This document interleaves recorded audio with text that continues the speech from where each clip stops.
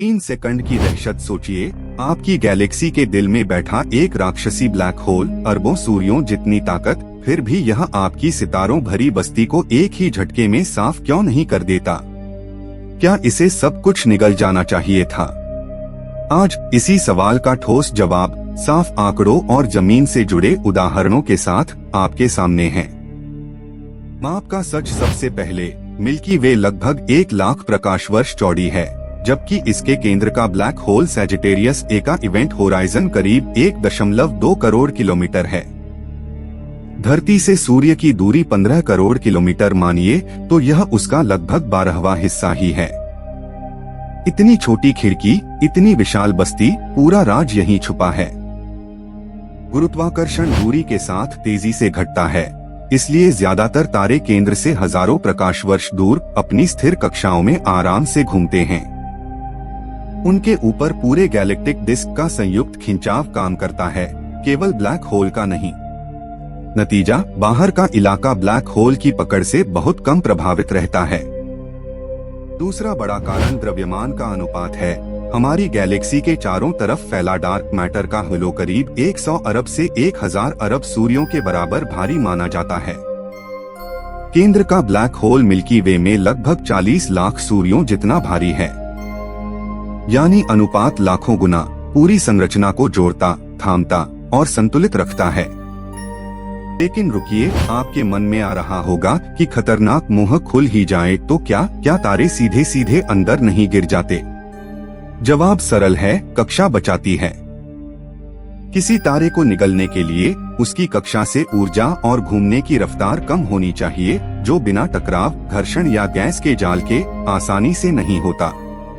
Gas और धूल जब केंद्र की ओर फिसलती है तो वे एक गर्म, घूमती डिस्क बनाती हैं, वहीं ऊर्जा और गति धीरे धीरे खोती हैं।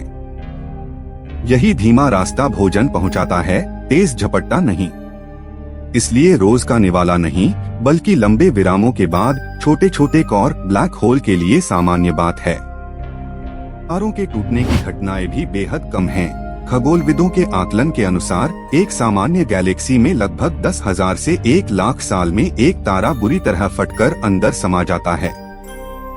इसे टाइडल डिसरप्शन इवेंट कहा जाता है। अचानक तेज चमक उठती है, फिर रोशनी महीनों में धीमी पड़ती है। हमारे केंद्र का सैजिटेरियस ए ज्यादातर समय शांत मिलता है। 2022 में इवेंट होराइजन टेलीस्कोप ने इसकी धुंधली सी छवि भी दिखाई। यह कोई उफनती आग की नदी नहीं, बल्कि कभी कभार जगने वाली धीमी भट्टी है। औसतन बहुत कम मात्रा में गैस धूल अंदर जाती है और गैलेक्सी की रोजमर्रा जिंदगी चलती रहती है। अब सवाल उछलता है, जेट और धमाके। क्या ब्लैक होल के जेट पूरी गैलेक्सी को उड़ा नहीं देंगे?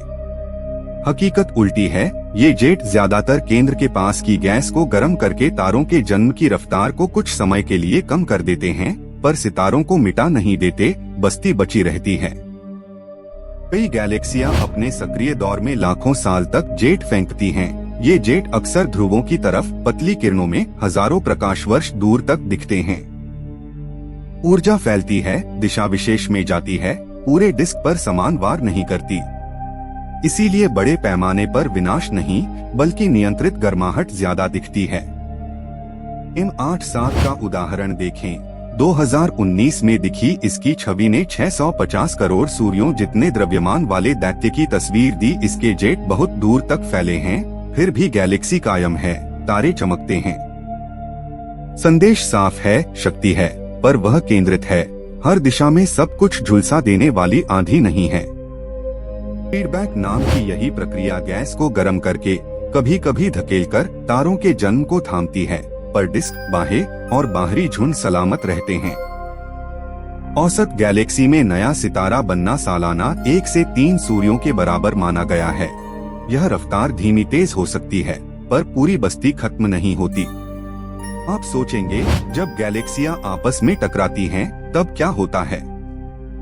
क्या तब ब्लैक होल खुलकर सब मिटा देता है? असल में टक्करें करोड़ों से अरबों साल तक खींचती हैं। तारे एक दूसरे से बहुत दूर होते हैं। सीधी टक्करें विरल हैं, ढांचा हिलता है, पर ज्यादातर तारे नई कक्षाओं में बस जाते हैं। इस दौरान गैस की नदियां केंद्र की ओर बह सकती हैं, थोड़ी देर के लिए भोजन बढ़ता है, जेट तेज हो सकते हैं, पर यह चरण अस्थायी है। समग्र द्रव्यमान फिर संतुलन पकड़ लेता है। गुरुत्वाकर्षण नई आकृति गढ़ता है, कभी दीर्घवृत्त, कभी लेंस सदृश, पर पूर्ण विनाश की कहानी नहीं लिखता। मिल्की वे और एंड्रोमेडा लगभग 4 अरब साल बाद मिलेंगी। सिमुलेशन दिखाते हैं कि हमारा सूरज शायद नई कक्षा में चला जाएगा, पर ब्लैक होल में गिरने की संभावना बेहद कम है।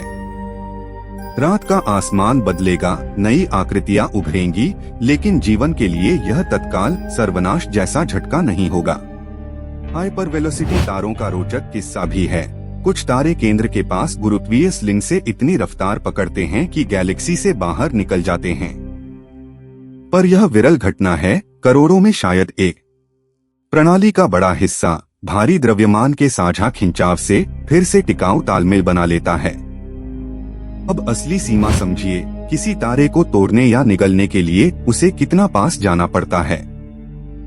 इवेंट होराइजन से बस कुछ बाहर टाइडल फोर्स सबसे ज्यादा असर दिखाती है।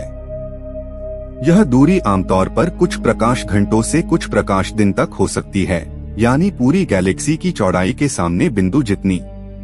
दिलचस्प बात, जब ब्लैक होल बहुत अधिक भारी होता है, लगभग 100 करोड़ सूर्यों से ऊपर, तब तारे का टूटने वाला दायरा इवेंट होराइजन के अंदर खिसक जाता है। नतीजा, तारा बिना नाटकीय फटाके के चुपचाप समा जाता है। यानी दैत्य जितना बड़ा, उतनी कम तबाही बाहर दिखाई देती है। कक्षाएं आमतौर पर स्थिर रहती हैं, क्योंकि तारे सामूहिक गुरुत्वीय नृत्य में अपने समूहों और गैलेक्टिक डिस्क के खिंचाव से बंधे होते हैं। केंद्र का खिंचाव भीतर के कुछ प्रकाश वर्षों पर असरदार है, बाहर प्रभाव तेजी से घटता है। इस बहुस्तरीय संतुलन से रोजमर्रा की चमकदमक सुरक्षित रहती है। सबूत चारों तरफ हैं। स्पाइरल बाहों की शांति, केंद्र के पास सितारों की घनी माला और बाहर की नीली नर्सरी, सब कुछ संगठित दिखाता है। औसत सितारा जन्म दर बनी हुई है, गैस के छल्ले चमकते हैं और केंद्रीय हलचल सीमित दायरे में रहती है। बड़े पैमाने पर तबाही का संकेत गायब है। तो निचोड़ साफ है, माप का भारी फर्क गैलेक्सी को बचाता है, दूरी गुरुत्व का असर घटाती है, डार्क मैटर का समंदर ढांचा संभालता है और भोजन की आपूर्ति बेहद धीमी पड़ती है। अगर जेट उठते भी हैं, वे दिशा विशेष में ऊर्जा उलीचते हैं, चारों ओर नहीं। आपने डर को डेटा से हराया। अब आपकी बारी है। अगर यह सफर आपको रोशन लगा तो चैनल को सब्सक्राइब कीजिए, घंटी दबाइए और इस वीडियो को उस दोस्त तक भेजिए जो ब्लैक होल से डरा बैठा है। अगली कड़ी में हम देखेंगे कि ब्लैक होल कैसे समय को मोड़ता है, पर आपके सितारों को सुव्यवस्थित रखता है। साथ जुड़िए, ज्ञान बढ़ाइए।